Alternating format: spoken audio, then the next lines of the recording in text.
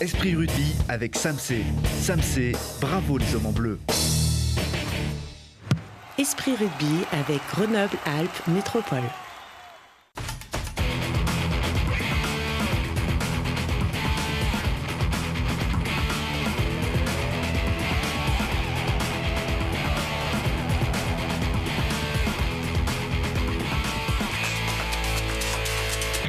Bonsoir à tous, bienvenue dans Esprit Rugby, le mag des amoureux du ballon ovale qui grince en ce moment devant la fin de saison de notre FCG. Un FCG qui s'est remis au travail avec la ferme intention de rester dans ce top 14. Ils connaissent tous ça par cœur, ils sont passés par là, même si le rugby n'était pas professionnel et si le contexte était bien différent. Mais sur le terrain, c'était bel et bien la loi du cuir. Alors avec vous, pour garder le moral, on va célébrer une montée du groupe B au groupe A, c'était il y a 40 ans. On ne dirait pas messieurs. Bonsoir. Bonsoir. Par ordre, de gauche à droite. Alain Thomas, ancien demi de mêlée. Bonsoir. Professeur Max Micou, ancien président du FCG pendant 11 ans. Bonsoir. Bonsoir. Merci beaucoup d'être avec nous. Claude Chenevet, troisième ligne légendaire.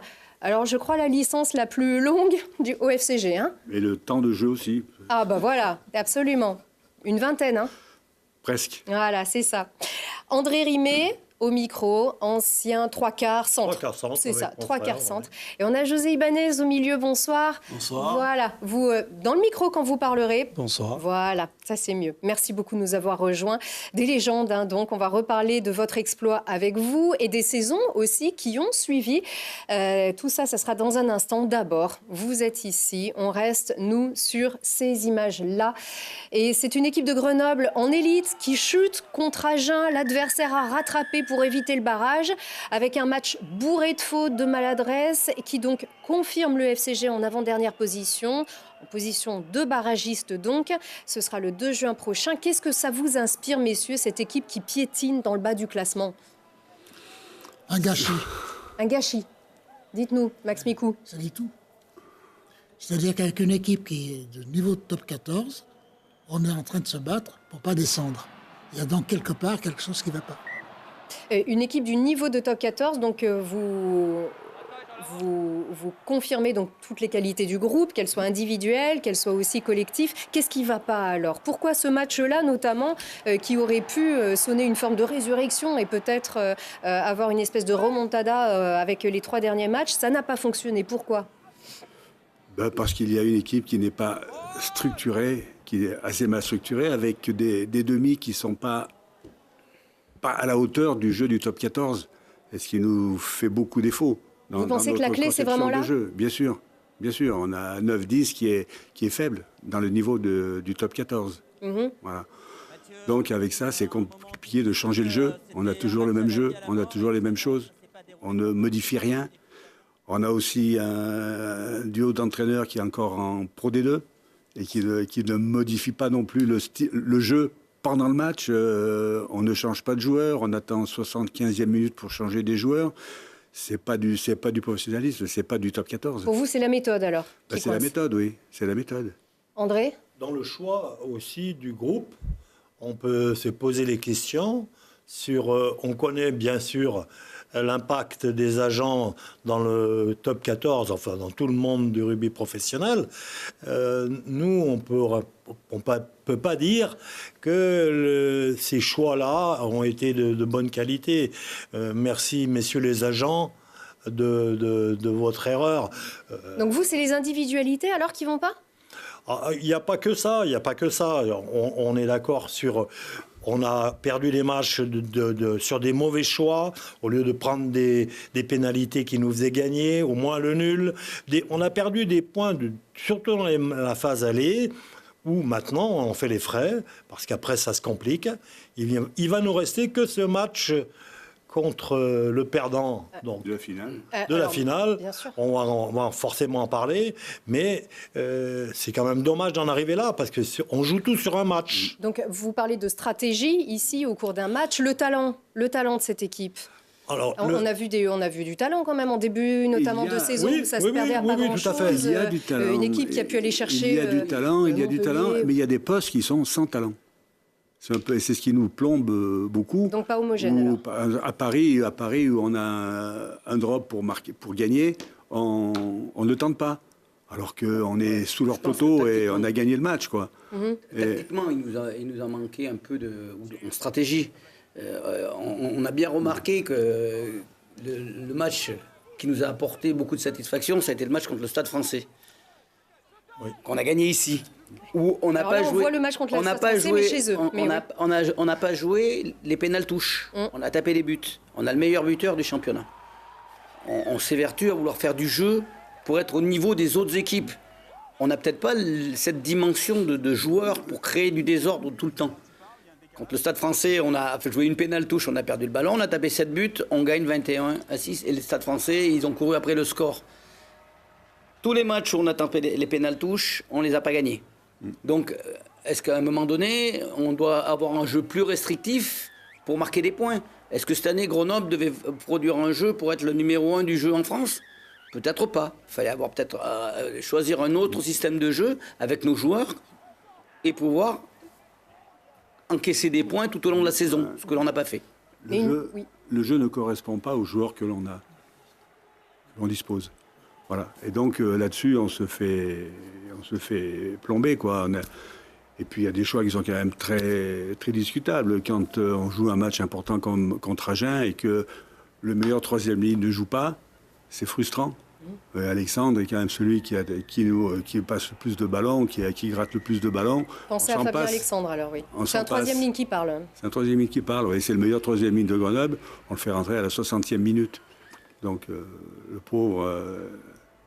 Alors, sans vouloir tous les nommer, André Rimet, par exemple, on pense à des joueurs. Allez, on va en citer quelques-uns. On a Loïc Godener, on a des Fifita, Alios, qui a fait un match exceptionnel il y a encore quelques semaines. Il y a quand même des individualités de grande qualité dans ce collectif aussi. Vous parliez des agents aussi tout à l'heure, mais il y a, par exemple, on voit un Kylian Gérassi aussi, dont vous avez bien connu le papa aussi, il y a quelques temps, et beaucoup d'autres aussi. On ne fait pas rentrer Gérassi. Et il s'est blessé aussi assez souvent. Il revenait, comme les autres, il n'était pas plus blessé que Kinski. Et il joue quand même pas. Après, c'est des choix d'entraîneur, ça je les comprends. Mais on fait jouer quand même Godmer blessé contre Agen. En retour. Blessé. Il a joué blessé. Ce matin, il reste 60 minutes blessé. Dans la presse locale ce matin, quand même, aujourd'hui, ça tombe bien, on avait Ben Lucas. On s'aperçoit qu'on a Ben Lucas dans notre club, international australien, avec la carrière qu'il a eue. Bon, on prend un garçon comme ça, on n'a jamais fait jouer. C'est quand même... On doit se poser des questions sur... Ou alors, il a un agent de qualité. Ou alors, il n'a pas convaincu, tout simplement. Oui, mais bon, est-ce qu'on n'a pas fait aussi des fautes sur le recrutement? Parce que tout ça, ça rentre dans le budget quand même. Hein. Parce qu'on n'est pas assez serein, si tu veux, de haut en bas. Dans le club actuel, il n'y a pas une sérénité, si tu veux, d'un club qui a un autre passé et qui a la certitude de pouvoir avoir les moyens de rester en top 14, même si c'est en milieu de tableau. Et on n'est pas serein. On n'est pas serein au niveau de la direction. On n'est pas serein au niveau, si tu veux, des entraîneurs. Et on n'est pas serein au niveau des joueurs eux-mêmes. Mais c'est un championnat très très difficile aujourd'hui. Oui. Le top 14, la Pro D2 également. Non mais attendez, je ne discute pas du championnat qui est difficile. On discute ici d'un club qui a les moyens d'être dans un championnat difficile à un bon niveau. Et on n'y est pas. Et notre discussion entre nous, des anciens et d'autres, c'est de se dire on n'utilise peut-être pas assez bien les gens dans leur propre qualité. La meilleure preuve, c'est que des gens de qualité finissent par ne plus jouer personnellement, ils jouent collectif et ils jouent mauvais. Le ballon va jusqu'au bout chaque fois, mais on n'a pas progressé d'un mètre. Ça veut dire que personne traverse, personne ose. Et dans le jeu de rugby, quand un joueur n'ose pas, à mon avis, il faut le changer. Alors, vous qui avez donc une vision qui vous est propre aussi, à ce moment précis là de la saison, il reste 2 matchs pour finir ces phases régulières. Un match de barrage capital, on ne sait pas encore contre qui, on commence à savoir puisque les barrages de Pro D2 ont eu lieu. On a vu des matchs vraiment de qualité aussi, avec notamment une équipe de Bayonne, une équipe de Vannes. Donc, qu'est-ce qu'il faut faire? Il faut remettre en place une nouvelle organisation de jeu, puisque ce qu'on propose maintenant, apparemment toutes les équipes ont bien lu notre système de jeu, on n'arrive plus à perforer et à traverser. Là, il est encore temps de faire ça? Ils ont un mois, ils sont professionnels. Je pense que les coachs ont toutes les compétences pour faire ça. Ils l'ont montré l'année dernière, puisqu'ils l'ont fait contre Oyonnax. Ils nous ont sorti un match dans le Cézou, alors que plus personne n'y croyait. Il n'y a que les joueurs qui avaient ça en tête et qui ont montré qu'ils avaient les qualités de le faire avec leur coach. Donc je pense que maintenant, c'est à eux de se prendre en main et de mettre en place un autre style de jeu pour perturber les équipes, puisque maintenant, ils nous le lisent. On n'arrive plus à marquer d'essais, on se fait contrer sans arrêt. Donc cherchons autre chose. Ils en ont les capacités? Oui, il n'y a pas eu que des mauvaises choses cette année, parce que quand même, il y a par exemple la mêlée qui était complètement à la rue depuis 2 ou 3 ans, a été très très bien maîtrisée cette très année. Bien maîtrisée, Oui. Sauf contre Agen, où là, il y a eu problème. Et c'est la seule fois, elle nous a sorti de la panade bien souvent, cette mêlée de Grenoble, et ils ont bien travaillé. L'entraîneur, on peut féliciter l'entraîneur de la mêlée. Oui, Jean-Noël Perrin. Oui, voilà. Et en parlant de, sans vous le couper la parole, j'ai discuté avec Philippe Sella, parce que c'est un ami. Qui était là contre Agen, oui. C'est le manager d'Agen. C'est le manager. Et il m'a dit, tu sais, Dédé, je savais, on a travaillé toute la semaine pour vous jouer comme on vous a joué, c'est-à-dire l'organisation défensive, où il fallait 2 défenseurs sur le porteur, systématiquement, et on n'a rien créé, parce qu'il me l'a dit, et ça a marché. Et on était ensemble, Alain, tu te rappelles, et ça, ils l'ont bien vu, que l'application de leur non-jeu par rapport à nos limites, leur a permis de gagner. Ils ont juste eu à gérer. Absolument. Et ce que nous, on voit bien que on fait que des fautes de syntaxe de jeu. Et ça, c'est fort dommageable, parce que les suites, il ne faut pas compter sur Pau ou même le Loup chez nous. Il reste plus que ce match de la relégation qu'il va falloir travailler. Ouais. Mais si on n'y est pas, j'espère, on est tous là bien d'accord, qu'il va falloir, on est au printemps, faire un remaniement de printemps, quoi, hein, et à tout niveau. On sait que vous avez vraiment le rugby dans les tripes, ce club aussi dans les tripes. C'est pour ça que vous êtes aussi dur, mais vous n'hésitez pas à être dur. De toute façon, on attend beaucoup de ce club qui est vraiment l'objet de toute votre passion. José Ibanez, donc vous êtes très discret. Avec votre petit micro, vous pensez que c'est possible de le faire? Vous avez foi et confiance? C'est possible de le faire, oui. Et puis, on n'a pas un fond de jeu dans ce club-là. On n'a pas un fond de jeu. Et puis, on se débarrasse trop du ballon. Le ballon qu'on gagne et tout ça, on leur redonne.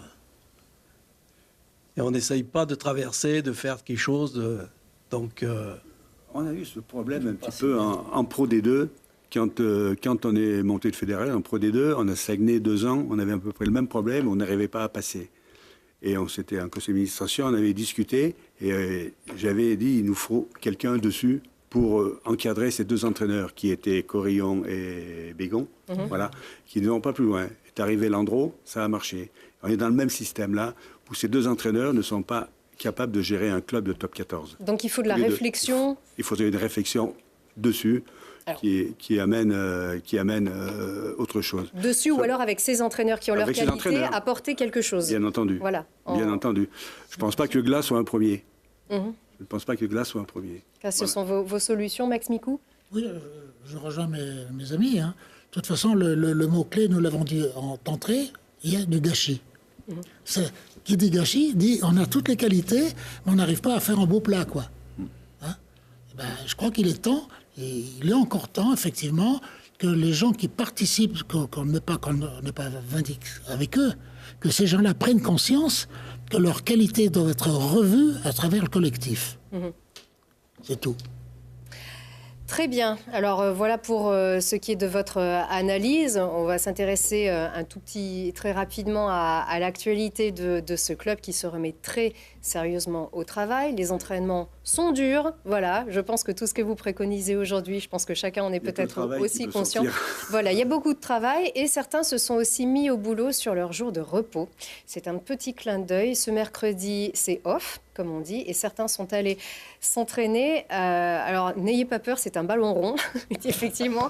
Alors, pour s'aérer l'esprit sur les jours de repos, eh bien, 4 garçons qui sont bien dans le vent en plus, hein, cette saison, sont allés tapoter quelques ballons. Alors, avec des footballeurs du GF38, c'est vrai qu'on oppose souvent le foot et le rugby. Eh bien non, on a assisté ce matin à un GFCG, on va dire, avec Mike Tadger, avec Loïc Godener, Franck Pourteau et Bastien Guillemin, qui sont allés taper quelques balles et qui ont vraiment suivi l'entraînement du GF38 tel qu'il est. Hein. Ils ont encore 2 jours de travail, encore un match aussi à jouer. Voilà. D'ailleurs, on va écouter Loïc Godener, qui a pris beaucoup de plaisir aussi. Ils ont bossé dur quand même, ils ont aussi pris du plaisir. Écoutez-le. C'est du bien. On sort du cadre du rugby. Là, voilà, c'était vraiment du plaisir. Puis en plus, on parle souvent de la rivalité entre le foot et le rugby. Et là, on voit que voilà, on s'est amusé, on a partagé un moment. Et je pense que c'est important de partager des moments avec surtout les équipes qui sont haut de tableau dans Grenoble. Donc voilà, Mike a eu l'idée et tout le monde a suivi derrière. Donc on a passé un super bon moment. Après, bon, je me suis rendu compte que j'étais nul au foot. Ça, je le savais déjà. Mais que gardien, il y a peut-être quelque chose à faire derrière après le rugby. Voilà, on rappelle aussi que Bastien Guillemin, qui est là, a commencé par le foot pendant 7 ans, que Mike Tadger est absolument fou du ballon rond et qu'on voit très régulièrement des joueurs du GF38 dans les tribunes du Stade des Alpes pour aller voir le FCG et vice-versa. Alors, sympa ça. Mais ça a toujours été, puisque vous toujours été avec nous, hein, les footballeurs. Ouais. Mais on a fait des matchs, une mi-temps rugby, une mi-temps foot. Il y avait Christian Clair, qui était l'arrière du foot à l'époque, qui faisait toutes les 3e mi-temps avec nous. Voilà. Il est toujours pote depuis, hein, donc il ne s'est pas quitté. Il y a eu ça, et aussi avec les brûleurs de loups. Ou avec, pareil, on était... Mancal, son frère, c'était bien le gardien C'était le gardien du GF38. Daniel, dans la Bible, là, on a la photo. On a toujours eu de bon Daniel rapport. Brunet-Manca qui a joué avec vous. Bien sûr, le capitaine de la montée. Bien sûr, le capitaine de la montée qui était aussi le gardien du foot. Non, son frère était gardien du foot. Il était quand même moins bon pour la 3e mi-temps que nous. Ah, voilà. Pas le coup. Faut retrouver un peu de rivalité, là. Vous allez casser quelque chose. Non, super état d'esprit, en tout cas. Mais c'est toujours avec les autres sportifs, il y a toujours de la communication, hein, c'est bien. Hein. Absolument, puis ils ont quand même bien bossé aussi, hein, ça c'est sûr. Et nous, on aurait vraiment aimé que les Amazones soient déjà là à notre époque. Hein. Ah oui, ça c'est sûr. Ben, c'est bien, c'est l'évolution du rugby aussi, c'est l'évolution du sport. Et on va vivre vraiment des beaux moments avec tout le monde. Quant à vous, alors vous avez joué un match décisif contre Perpignan, devant plus de 12 000 spectateurs à l'Ediguerre. Ça fait... Ah, non ? C'était sale le match. Sale. C'était sale. Ah, sale. Bon, en tout cas, si, il était décisif, Perpignan. On était monté déjà. Voilà, vous étiez monté. C'est bien ce qu'on dit. Donc, devant plus de 12 000 spectateurs à l'Ediguerre. Ensuite, vous n'avez pas rapporté le titre. Il n'y en a pas de titre. Il n'y en a pas. C'est ça. Donc, vous aviez battu l'USAP, c'était en 16e. Voilà, à Avignon. Ce qui fait que vous avez été sacré premier du groupe A. Oui. Voilà. Oui. Pour l'instant, on est encore bon, parce que c'est compliqué. Hein, le groupe A et le groupe B. Et vous avez perdu en 8e contre Groslay. Voilà. Bon, alors, Grouillé, pardon. On dit Grouillé. Groslay. Oui, bon, ça, c'est... Voilà. Ouais, pareil. Du coup, puisque vous avez perdu. Donc, on peut le dire. Et donc, c'était votre montée. C'était il y a 40 ans, tout juste, au terme de la saison de 1978-1979. Alors, on vous voit ici, messieurs. Votre président est ici, hein, d'ailleurs. Alors, qui est-ce qu'on reconnaît ? On vous reconnaît Alain Thomas. Voilà, on reconnaît Alain Lorieux qui est là, le grand, en haut.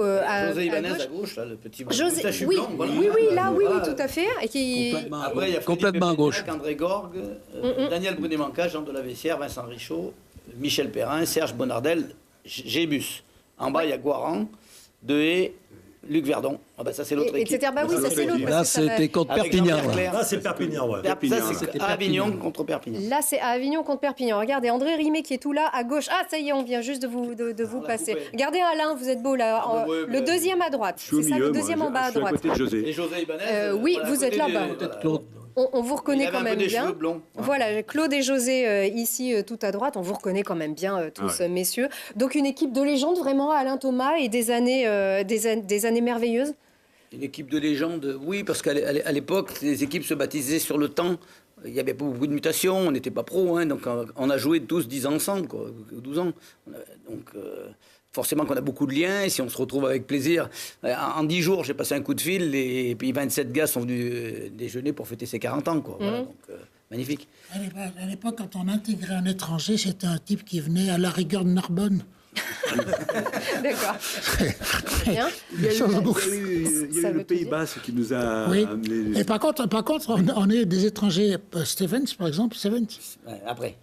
C'est après. Peter Stevens. On est des Écossais, là. Non, mais là, l'année de la montée, on a eu 3 nouveaux joueurs. C'était André Gorgue, qui venait de Saint-Gaudens, Gébus, qui venait de l'année, et puis Vincent Richaud, qui venait de la Voulte. Et José Ibanez, vous étiez grenoblois parce que vous êtes andalou. Alors, vous étiez une recrue ou J'ai quoi? commencé au club en 66. Donc j'étais encore cadet. Ouais. Avec Claude. Claude, en 66, vous y étiez déjà. Je jouais en première. En première. Oui, je jouais. Oui, bien sûr. Et moi, j'étais président en 67. 66, Mais j'étais au club depuis... Il y avait déjà plus de 10 ans que j'étais au club. Absolument. C'est pour ça que je les ai connus gamins. Et donc, qu'est-ce qui faisait votre force alors pour vous, pour accéder du groupe du groupe B au groupe A? Alors, Ils jouaient le maillot. Dites-nous, oui, Max. Ils jouaient le maillot. L'envie du club. Ils jouaient le maillot du club. C'était des copains qui s'étaient rencontrés à travers le rugby. On avait aussi un bon entraîneur. On va y revenir aux entraîneurs. Et quand on dit qu'on jouait pour le maillot, à l'époque, moi j'ai souvenir, puisque j'arrivais de Saint-Jean-Royan, un petit village, on ne jouait pas en maillot rouge et bleu. On jouait en maillot rouge avec les 3 bandes bleues ou en maillot bleu avec 3 bandes rouges. Et parce qu'on était un groupe B. Et quand on a été digne de porter ce maillot, un jour les anciens sont venus dans le vestiaire nous remettre les maillots rouges et bleus, cerclés. Ça veut dire quelque chose. Ça là, nous il a s'est passé un marqué, truc. les poils ils sont droits sur les bras à vie, quoi. Ouais. Donc on n'a plus ce maillot. Enfin, entre guillemets, maintenant c'est le sponsoring, c'est le marketing. Mais avant, chaque club avait ses couleurs. Hein, et jamais on ne jouait sans ses couleurs, quoi. On avait deux sortes de maillots. On avait les rouges et bleus. Et les blancs. Et on avait un blanc, les blancs rayés. magnifique avec un V. Un V. Bleu et rouge. C'était magnifique. Il rappelait le 13. Alors, à vous écouter, moi je temporise, hein, je fais l'avocate un petit peu, mais le rouge et bleu, il signifie beaucoup aussi pour les joueurs aujourd'hui. Quand on voit des garçons comme Lucas Dupont qui est capable d'absolument tout donner pour son club, on parle Fabien Alexandre, même des étrangers qui s'attribuent vraiment ces couleurs-là aussi. Voilà, c'est peut-être aujourd'hui le rugby est différent. En revanche, voilà, les couleurs restent aussi. Moi, si vous voulez, je disais tout à l'heure à mes collègues, comme tous les vieux, je suis décoré. Je suis décoré bleu et rouge. Oui, bleu et rouge. D'habitude, elle est juste rouge. Hein. Exactement. On la voit bien, votre petite insigne. Hein. C'est tout. Ça veut dire quelque chose. Jusqu'à la cravate, les chaussettes aussi, peut-être, Max Micou. On verra ça dans l'intimité. On va le déshabiller. Très, très pour bien. voir. On vous retrouvera bien sûr dans le bonus d'Esprit Rugby aussi. D'abord, avant de finir cette émission, on voulait parler aussi d'un joueur qui a... Marc Chérec n'avait pas pu jouer ce match décisif. Hein, Marc est malheureusement tombé malade il avait une hépatite. D'une hépatite en cours de saison, et ce qui a fait le bonheur d'Alain Lorieux. Le bonheur d'Alain Lorieux, donc une légende du FCG, qui a donc joué sur ce match-là. Je ne sais pas si c'est... Ah mais non, ça c'est vous, Alain. C'est vrai que j'avais oublié de vous montrer. On avait quand même cette belle photo de vous, Alain Thomas, ça c'est sûr. Et voilà, quant à la petite diapo suivante, comme on dit encore, voilà Alain Lorieux qui est ici. C'était ce match-là d'ailleurs Contre des cerclés. Non. Peut-être pas, c'était sur cette... Ça, je crois que c'est Cahors. En tout cas, c'était cette saison. C'est un des premiers matchs qu'il a fait à Cahors. Le grand, ouais. C'était cette saison. C'est son premier match qu'il a joué, c'était à Cahors. Moi, en revenant à cette année-là, entre 78 et 79, ça m'a marqué le match contre Salles, où on est rentré sur ce terrain, il y avait des spectateurs sur la cendrée, tous assis par terre et tout, à 12 000 personnes. Dans le vieux stade. Que nous, on jouait avec 1 500 personnes à ce moment-là. Donc on était très bas. Ça a vraiment marqué l'esprit du club. Là. Allez, messieurs, on va reparler de tout ça dans le bonus d'Esprit Rugby. Merci beaucoup encore d'avoir été avec nous. Et puis, balancer un petit peu des ondes positives aussi à ce club qu'on est sûr qu'on retrouvera en top 14. Mais bien sûr, absolument. Parce que le spectacle pour le rugby régional, c'est impératif qu'il reste en top 14. Tout à fait. Et on verra, on aura déjà des éléments contre-coup. On pourra structurer pour l'année prochaine. Je pense qu'ils pourront prendre quelques décisions qui puissent nous amener vers un milieu qu'on ne soit pas pas le couteau sous la gorge. Parfait. Merci beaucoup, messieurs. Encore à la semaine prochaine.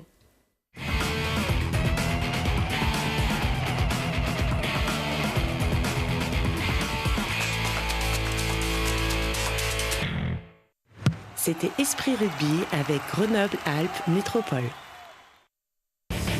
Esprit Rugby avec Samsé. Samsé, bravo les hommes en bleu.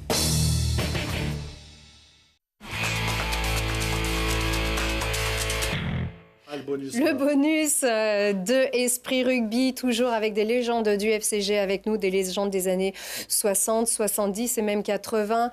Claude Chenevet, José Ibanez, André Rimet, Alain Thomas et leur président, Max Micou, président du FCG pendant 11 ans. Merci encore d'être avec nous pour célébrer les 40 ans de votre accession au groupe A. Donc vous parliez dans notre émission, José Ibanez, de ce match contre Sale, voilà, avec des gens partout, une ambiance de dingue. Et ça, c'est ça qui vous a porté vraiment alors? Oui, c'est ça qui nous a vraiment porté, oui. C'est-à-dire quand on est sorti du vestiaire, d'habitude on se chauffait derrière les tribunes, et là c'était noir de monde. Donc on n'a pas pu s'échauffer derrière les tribunes, on a été obligé de franchir tous ces spectateurs, aller derrière l'embut pour s'échauffer dans l'embut, ce qu'on ne faisait jamais. Quand on est rentré dans le vestiaire, les poils étaient droits sur les bras, et M. Jean a dit « j'ai pas besoin de vous dire quelque chose ». Monsieur Jean, on n'en a pas parlé dans notre émission, vous disiez que vous aviez un excellent entraîneur, Jean Liénard bien évidemment. Et quand on est rentré, je pense que les autres en face ont vu qu'ils ne pouvaient rien faire. Ah mais, alors dites-moi, qu'est-ce qu'il avait vraiment de plus que les autres, ce Jean Liénard mythique? Il était en avance sur les autres, sur le rugby. Voilà, il avait pris quelques longueurs d'avance et il avait une vision des hommes surtout. Et il savait que celui-ci, il fallait le mettre à droite et pas à gauche. Il savait faire jouer les uns avec les autres. Il avait donc une vision de ce qui fonctionnait et ce qui ne fonctionnait pas. Tout à fait. Et il nous faisait travailler différemment. C'est-à-dire qu'à l'époque, même si on s'entraînait que 2 fois 1h30, par exemple, nous les demi, il entraînait les avants le mardi, les 3/4 le mercredi et le groupe le vendredi. Mais les demi, on était obligé de faire les 2 entraînements pour qu'on soit en lien avec les avants et les 3/4. Et il nous a toujours fait bosser comme ça. Ouais. Et si on peut parler de l'après, quand on dit qu'est-ce qui s'est passé après la montée, quand on est monté, le premier match, on est allé à Montferrand du Manoir. L'année avant, cette saison 78-79, on a fait 2 matchs amicaux, on a gagné 24 points contre Montferrand, le Grand Montferrand. On était en groupe B à l'époque. Premier match en du Manoir à Montferrand, on en a pris 40. Et c'est à 4 points. On plaquait un mec et les gars ils marquaient. On est rentré dans le vestiaire, on a dit c'est pas la peine qu'on monte pour jouer comme ça. Et le coach a dit c'est pas un problème, on va s'entraîner. Et on n'a pas perdu un match à la maison. À partir toute de la là. saison, à partir de là. C'est-à-dire vous avez fait une erreur et vous avez su tirer les conséquences. Ça allait beaucoup trop vite pour nous, ce jeu, et il nous a dit on va bosser pour que vous soyez au niveau, que vous soyez capable de faire une passe en un 1/10 de seconde. Donc il faut faire autrement. Autrement, s'entraîner plus fort, plus vite, différemment, et il a appliqué ça. Et il a choisi les joueurs qui ont pu le faire. Dans notre groupe de la montée, il y en a qui pouvaient jouer au-dessus et d'autres qui ne sont pas arrivés. Et c'est comme partout. Et grâce à nous, quand même, il nous a emmenés au club Méditerranée parce qu'il savait qu'il pouvait compter sur nous. C'était un passionné du rugby. Non, c'est un passionné. Et en plus, il fallait que ça soit parfait, les choses qu'il voulait lui. Donc on faisait des fois des mêlées, on en faisait 50 mêlées. Il faut dire qu'on faisait les mêlées, et Liénard était sur le jour et il chantait « Hi, hi, hi, ho ». Et là, « Hi, ho ». On avançait. Et on faisait des longueurs de terrain comme ça. Longueurs de terrain. Mais même les 3/4, on poussait le jeu sur 100 mètres. Ouais. Ah oui. C'était moins marrant. Ah bah oui, ça c'est sûr. Et moi, j'ai eu la chance de jouer avec lui. J'ai joué 2 saisons avec lui à Voiron. C'était un chiatique comme joueur. Il regardait tout le monde. Il embrouillait tout. Mais il avait raison. Il avait raison. D'ailleurs, il a entraîné Fourou à la Voulte. Et Jacques Fourou a appliqué toutes les méthodes Jean de Liénard. C'était la suite. Oui, il est venu entraîner au FCG. Bien sûr. Comme nous, on appliquait ces méthodes. Nous, il nous prenait, et à la mêlée, il nous faisait faire 2 heures de passe. Il jetait le ballon, on n'avait droit qu'à un rebond. Et on plongeait à gauche ou à droite à l'époque. On n'était pas pro, mais quand il nous prenait, c'était comme ça. Et terrain gelé, terrain sec, vous ne discutez pas. Jean était un type très sérieux dans le rugby. Mais très sérieux. Et il faisait passer l'intérêt des joueurs presque avant le jeu. Moi, là, je parle en tant que président. Les réunions que j'avais avec lui, c'était des réunions de budget. Alors, c'est-à-dire l'intérêt des joueurs? Par exemple, si vous voulez, un garçon qui avait qui avait des qualités, il allait jusqu'au bout, jusqu'à ce que ses qualités soient révélées envers et contre tout, même s'il était mauvais sur le terrain sur les premiers jours. Je ne vais pas citer des noms ici, mais enfin, il y a des grands. Allez, mouillez-vous, on est là pour ça, on a dit. Non, D'accord. Je me rappelle toujours les rentrées glorieuses. Il avait une vision du rugby qui était en avance sur beaucoup de avant-gardistes. Il y en avait peu comme lui à l'époque. C'est pour ça qu'on l'appelait le sorcier. Le sorcier, exactement. Et puis, il avait une façon, effectivement, de voir le rugby de cette époque-là, comme vous dites très justement, bien en avance. C'est-à-dire, le ballon était quelque chose qui, pour lui, appartenait aux joueurs. C'est vrai. Il n'appartenait pas au public, il appartenait aux joueurs. Et après, chacun d'entre vous deviez effectivement exécuter vos propres qualités avec ce ballon. Et ça a l'air de rien, mais dans une équipe, ça compte beaucoup quand les joueurs savent que quand ils ont le ballon, ils représentent quelque chose. Puis bon, la mêlée, il a fait progresser en mêlée. On faisait des séries de mêlées. Il fallait qu'on soit. Ça commence. Et le rugby commence par là. Mais il a inventé toujours des choses nouvelles, des combines. Par exemple, le dimanche matin, on faisait un petit échauffement pour se préparer au match, et il nous a inventé une combine. Et voilà, on va faire ça là. Et le dimanche après-midi, on l'a répété, on marquait. Et c'était jamais la même. Ouais. Alors, c'est vrai qu'à l'époque, il n'y avait pas de vidéo, on était aussi encadré. C'était vos méthodes, c'était celles de Jean Liénarqui. Si on avait eu les méthodes d'aujourd'hui, on se demande vraiment... on ne sait pas. S'il invente une combine le matin, les mecs à la vidéo, ils ne le sauront pas l'après-midi. Voilà, le matin, c'est-à-dire qu'ils pouvaient pondre ça. Mais on voit toujours... Actuellement, on est toujours surpris par des combines des équipes qu'on ne s'attend pas. Il y a des entraîneurs qui trouvent toujours des trucs nouveaux. Ce qu'on n'a pas fait. Il était ingénieur, il ne faut pas l'oublier. Oui.